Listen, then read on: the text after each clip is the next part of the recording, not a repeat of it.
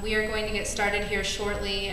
We appreciate everybody taking the time to come out tonight. This is a very important thing that you're taking part in, and we're glad to see as many of you come out. We're hoping much more listening on the radio tonight, as this is being broadcast live on 1240 WSDR. I'd like to turn it over to our moderator for the evening, who will be a board member of the Chambers, John Gavacek, with Frank's Manufacturing, and John will introduce the candidates for the evening and get us started.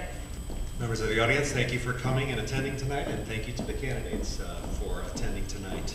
We'll start with our first candidate, Alderman Skip Lee, who is running for mayor. We need to elect a mayor who has the vision, time, and experience to move this community forward.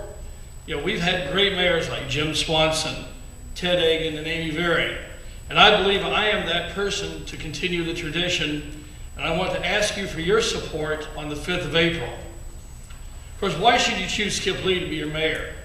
Well, to begin with, I have experience in city government. I've been on the library board, I've been on the city council. I understand the governance process, both its positives and its negatives. I've learned how to set priorities, help look for resources, learn to communicate, and learn to work through challenges that we faced. My whole adult life has been about service, whether it's in the school, the city, my church, or my service academy work. What really matters to me is making my area better than where I came to it. I've learned the importance of good listening skills, teamwork, and responding to the concerns of my constituents. I'm getting better at seeing the details as well as the big picture. But for me, the vision for the future is simple to say but complex to attain. Sterling needs to be the town to come home to. We have many people who leave Sterling to go other places, but we need to create the opportunities and the possibilities for them to come back and bring those ideas. We need the financial house to be in order so that we have the stability in city government. We need our infrastructure to continue to be improved so that the roads and the sewers and the signage are all useful. Quality of life issues are very important. Our protective services are critical to the future of the city. We need the restaurants, parks, schools, okay, and the workforce. So in closing, I believe I am the best candidate for mayor in this race. I ask for your support. Thank you very much.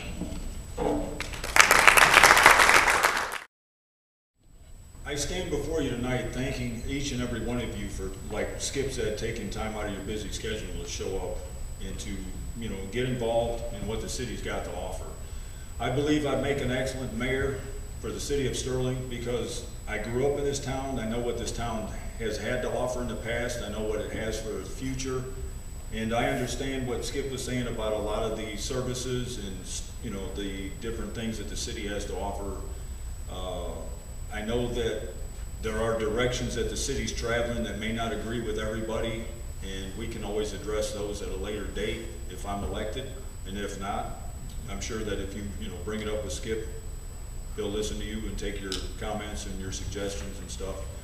But my biggest thing is I just want to continue the same thing that we've had over the last 40, 50 years since I've lived here, is the direction that Sterling's traveling. To be the city that, like Skip said, we all want to come home to. It's someplace that 20 years in the Navy, I left in 1975, joined the Navy, traveled the world, but I was always happy to come home. Always happy to come back to Sterling. There was always, jobs here. Education was, a great place to be for schools, park district, all the services that are provided.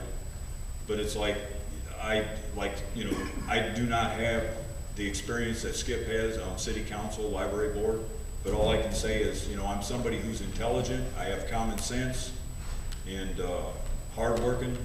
Integrity means a lot to me, and transparency in government is, I think, something that we need to restore. We've got it, we have great people working for us right now, and it's all we can do is get better. Thank you. I'm not going to, stand up here and keep talking. I'll open the floor to somebody else.